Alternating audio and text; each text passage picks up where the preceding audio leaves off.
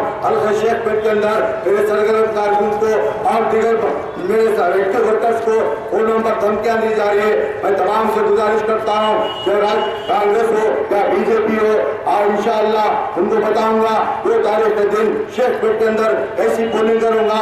किस तरह से प्लान बनाया मैं आपको बताना चाहता हूँ। मैं खुले लफ्जों में अगर उस वक्त कोई भी आओ इंशाअल्लाह मैं आपके दरमियान में रहूंगा, आपके खिलाफ में बिल्कुल काम करूंगा। आपको जो करना चाहिए वो कर लीजिए इंशाअल्लाह।